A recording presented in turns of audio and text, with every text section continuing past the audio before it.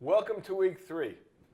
You know, as a coach, probably my biggest question I get from new clients is, what can I do to grow my practice better? I'm Dr. Rob Schiffman, and today I want to give you 5 more points as we talk about why practices don't grow. Number 1 point, lack of preparation. You know, we really start our preparation the night before. A lot of people think that, you wake up in the morning, you start your preparation. Well, I've never done that. And what I've done always is start preparation the night before. How do you start our preparation the night before? Well, number 1 is you read your goals. If you haven't written down goals the night before, write down your goals and then read them. Number 2, what amount of time we want to spend with our CPs/CAs during our team meeting, and what do we want to discuss during our team meeting. Night before is vital. What have we read to prepare us for the next day? What are we doing to inspire ourselves to be able to function at the optimum best during the next day? Are we praying about the next day? Are we visualizing about the next day? Preparation begins the night before. Day of, wake up in the morning, we have to prepare for the day. And usually what I do is, what I prepared for the night before, I do the same in the morning before the day begins. You know, if you're waking up in the morning at 9 o'clock and you start your practice at 10 o'clock, you're doing yourself a big, big injustice, because you must give yourself ample time in the morning to properly prepare for your day. And the larger your practice, the more time you need to prepare to start your day. Again, what are our goals for the day? Are we reading them? Are we visualizing what our day will be like? Where there's no vision, people perish. Number 3, what are we doing at our team meetings and team huddles during the day?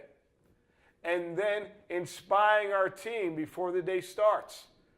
Are we getting them pumped up, ready to go? You know, we're the head, we're the leader of the office, and our team is looking up to us to know what to do. It could be Monday, and they've had a hard weekend, and they can't wait till hear you inspire them for the day and for the week. So what are we doing to inspire them? Are we reading them positive articles, positive books, positive things from the web to allow our team to be pumped up and ready to go before the day starts? And through the day, are we giving them a midday pep talk? That's vital, because they could be so busy during the day, and you could be so busy during the day, and then there could be fatigue. There could be some lack of focus. But in midday, to gather the troops together, to refocus and readjust, to have a wonderful afternoon, we need to inspire them about a practice member testimony that happened during the day, where Mrs. Jones came in and she had asthma for 26 years, and today she told you that she's breathing perfectly.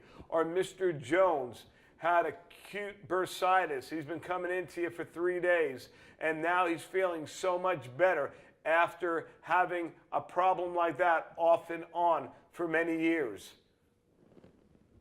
This will inspire and refocus our team in the middle of the day to get back on track. And we must, number 2 point is we must increase our capacity. Meaning, physical capacity. Are we working out? Are we taking walks? Are we getting adjusted ourselves? You'll be surprised when I travel throughout the world speaking how many doctors are not getting checked themselves on a weekly basis. I believe that as doctors of chiropractic, we need to get checked at least once a week. Are we practicing what we preach? Are we exercising properly? And then how about mental? Are we procrastinating? Being indecisive? Because if we're procrastinating, we're doubting, and if you doubt, you'll do without, and when you doubt, you'll do without, and when you procrastinate, you become indecisive, and when you become indecisive, you have broken focus, and then you're not able to lead your team correctly, and you're not able to be the doctor that you're capable of being by seeing the masses. Are you reading new things?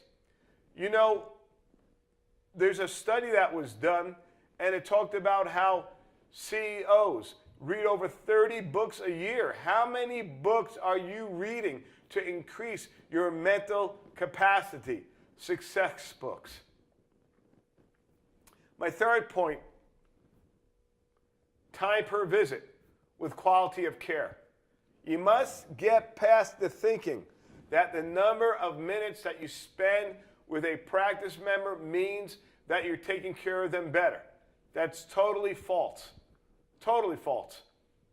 You can spend so much time with a practice member that, in my opinion, you're undoing what you were trying to do in the first place.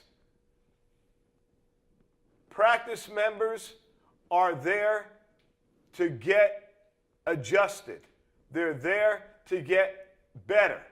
They're not there for a half an hour or an hour, because if they're there so long, the quality of the care will be less effective, because they're there to receive specific scientific chiropractic care and then leave. They don't want to be there forever. We live in a stressful society where people want to be there, receive their quality, specific scientific chiropractic adjustment and care, and then leave. Number 4, failure to actively connect with each practice member. Beyond being engaged, we talk about it. Week 1, I mentioned that. And this is beyond being engaged. We must listen well, like you're hanging on their words, active listening. And what is active listening? Well, active listening, if you don't know, it means that you're repeating it back to them. For example, if they mention to you that, doctor, I have excruciating low back pain, and I have pain running down my right leg, well, then you repeat it back to them. That is active listening, and that is vital to connect with your practice member, especially on the first visit. Eye contact is vital. If we do not, it says that the eyes are the windows of the soul. We must look right into their eyes. Vital. And remembering names is huge. If you do not remember, or your team does not remember your practice members' names, well, number 1, it probably is going to offend them, and they probably will never come back again. So, failure to actively connect with each practice member must, always, we must. Number 5, you must be proficient at presenting your doctor's report. It's your opportunity to explain chiropractic and enlighten people how you can help them.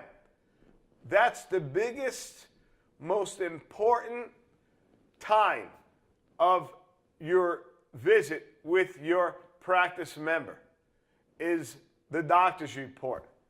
Because when the doctor's report is given, most people, they don't know anything about chiropractic when they come to your office.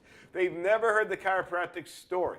They've never even known that chiropractic was not just for them, but for their children, for their spouses, and for their family.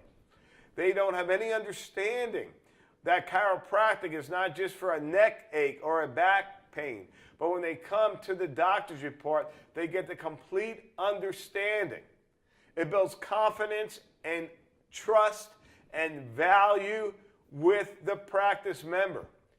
If you can't nail the doctor's report, you shouldn't expect people really, in my opinion, to trust you and stick to your care plan.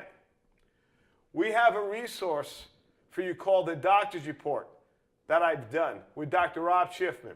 It's a DVD and workbook in detail to help you get better and more confident. It has helped many, many of my clients throughout the world.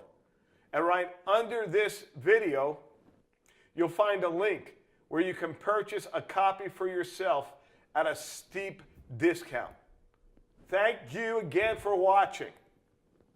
I appreciate the feedback many of you have given throughout this series. It's been awesome. It's been fantastic. Please, again, take a moment, scroll down, and leave a comment if this is helping you. See you next week for week 4.